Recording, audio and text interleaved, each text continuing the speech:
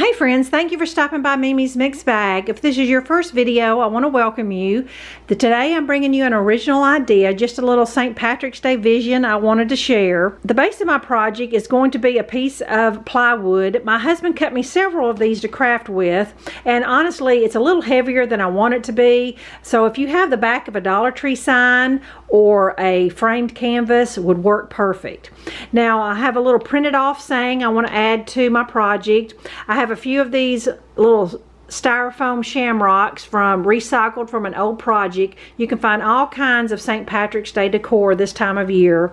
Got a few cotton balls. I did spend $1 on some Dollar Tree gold coins. My project's going to have a little black pot of gold, so I took a piece of paper and just kind of free-handed a big fat pot, and that's going to be my pattern. I'm going to cut a pot out of black felt. My sign is going to be covered in fabric, and I have a little rainbow ribbon. I'm going to play around with a technique I saw a week or so ago and anxious to see if it works. Normally I would either paint my piece of wood, I would decoupage my piece of wood, or staple the fabric around the wood. But today I'm going to actually use an iron and saran wrap and use the saran wrap as the glue. Supposedly this technique works on fabric and paper, so I'm going to try it using both ways.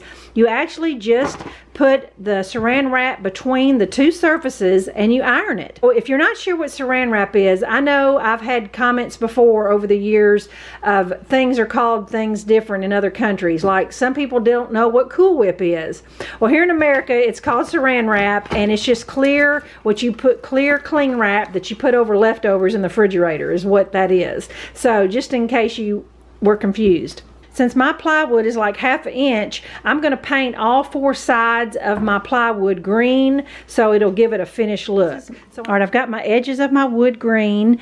Now I just tore off a piece of the saran wrap and laid it on my wood. It just so happened my wood is exactly the same width as the roll of saran wrap. Hopefully it won't shift too much. I'm sure you could probably do double layer saran wrap. This stuff's so thin it'll just melt. I'm going to try it with just the one piece. Now I have a piece of fabric that I cut to lay over. It doesn't look like my saran wrap is shifting too much. I think I'll get all the edges adhered. So I'm going to try to straighten up my stripes. I made my fabric just a little bit bigger, and I can always trim off the extra. Boy, if this works, what a neat quick way to adhere fabric and paper to surfaces. Like I said, it's just the saran wrap turns into the glue.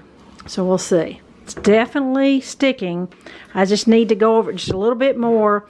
Since I'm trying to do this one-handed, I can tell that it's sticking. So I'm going to go ahead and iron this just a little bit more, and then I'll come back when I think I've got it ironed good enough. Okay, I want to show you where I'm at now. I think the trick is the iron does have to be super hot. Now I will tell you that the sides here totally adhered all the way to the edge. My top is great, but I noticed on this side I could tell, I don't know if you can see where my saran wrap slipped a little bit. So just make sure that your surface is completely covered with saran wrap. So I'm going to put another little strip here with the hot iron, but I really think it's going to work. I mean, it's adhered all the way to the edge, and I'm just going to take scissors and cut off the extra, just like you would if you were decoupaging. All right, y'all, I'm really pleased with how it looks. The fabric seems to be really adhered on there. Once I got it all done, I noticed this little spot, and luckily I'm going to be covering that up, so I don't know, that may have been a blemish on the fabric before I ever started, but I don't remember seeing that, so I'm not exactly sure how that marked up my fabric. If you want a matte look, this is certainly one way to do it. The next thing I'm going to do is go ahead and cut out my black pot, and I'm going to hot glue it on my sign. Alright, I got my felt cut, and while my hot glue gun is heating up, I'm going to go ahead and do that saran wrap technique on my little sign. Piece of scrap wood here, this printed cardstock, and my little saying says, "May your blessings outnumber the shamrocks that grow." So I'm going to put my saran wrap on there, put my card on there, and then just with a hot iron, let the saran wrap be the glue. Alright, here's one little trick I'm going to do just because this piece of wood is a lot smaller than my iron. Just one way to keep your iron clean if you've got, you know, excess plastic wrap on the edges. Okay, just want you to learn from my mistake. If you're ironing over printed words, make sure you put something over your paper or it will smudge the printed ink. All right, after my third attempt, I finally got my sign adhered to the wood. I absolutely love this saran wrap trick. And it definitely does work on fabric and paper.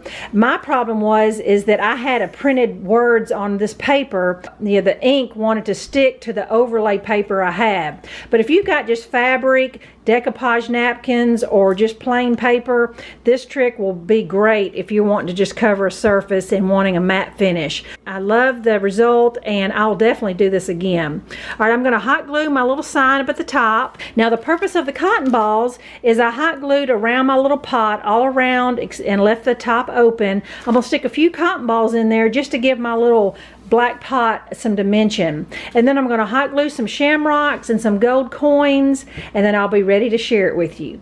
All right, here you go, friends. This was my St. Patrick's Day vision. I think it turned out adorable. The little shamrocks growing out of the pot. And then when I found this saying, "May your blessings outnumber the shamrocks that grow," I knew I had to create it. I love the little coins on the bottom and the sides. I just hot glued everything on there, and love the little rainbow ribbon on the pot. Even though this is St. Patrick's Day, you can take this idea and make it a spring pot and spring flowers and find a little spring saying. So I hope that my ideas will just get your wheels to turning and you can create your own one-of-a-kind home decor.